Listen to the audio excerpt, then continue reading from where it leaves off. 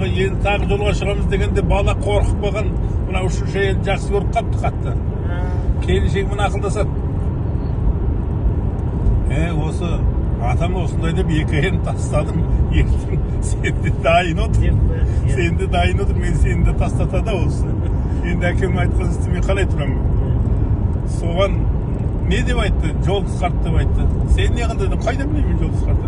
Одан кейін не қылды? Ат келтір деп айтты. Дейді, жол қысқарт десе әңгіме баста дейді. Әңгімелесіп барған жа дейді. Сонда жол қысқарады, екеуі әңгімелесіп тұрғанда жол қысқарады дейді. Ат келтір десе, барып бір таяқ кесіп әкеп бір талдан.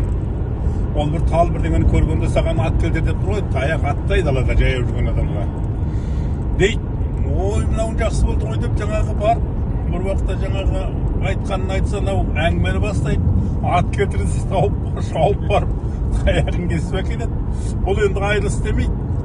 Өсіп жаңағы байға барып, бір байға барып, үлкен бір зәулім сарай әдемі сал дейді. Көп ақша берем дейді. Ана екеуі салады. Енді басқа жұмыскерлер бар, бірақ енді автор міне екеуі ғой, енді дизайнеріне автор ғой енді, дизайнер. Соны салады. Салып болған кезде жаңағы шал айтады, ана байдың жұмыстың иесінің ана қызын көрдің ба? Сен осы қызбен тамыр бол. Тым қатты кетпе, бірақ саған шындығын айтатындай халге шейін ұста о қызды. Білдіңіз ба? Дейді. Ой, бөлінбейді енді, соны ұстасайшы керек ертең дейді. Өстіп соны ұстап бір құрылыс салып отқан кезде, құрылыс бітуге таянғанда бір күні қыз жігітке айтады, әкемнің көңілі бұзылды, сендерге ақшаны бермейді. Сендерді шамасы келсе, тірі қалғыларың келсе, сабап қуыл береді, әйтпесе құрисыңдар дейді. Оны естігеннен кейін шар айтады, таңертең ана құрылыстың бас жағын қисайтамыз дейді. Анау бас жағын қисаяды құрылыстың. Баяғыдан ай мынау керемет құрылыс еді, бітуге міне жарты күн қалды, бір күн қалды. Мынаны неге бүйтіп бұзып жібердіңдер? Ой, бұның бір тез дегені бар.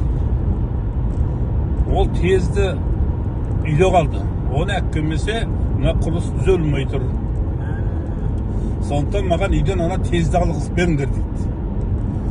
Сосын жарайды деп, жаңағы шал жанындағы анау шалдың баласына өзінің баласын қосып береді, анау шалдың баласы қашып кетеді дейді ғой енді. Бір-екілі көрімен. Сосын жаңағы шал сәлем айтады, келінге айт дейді. Балаға ештеңе айтпайды, ештеңе деді.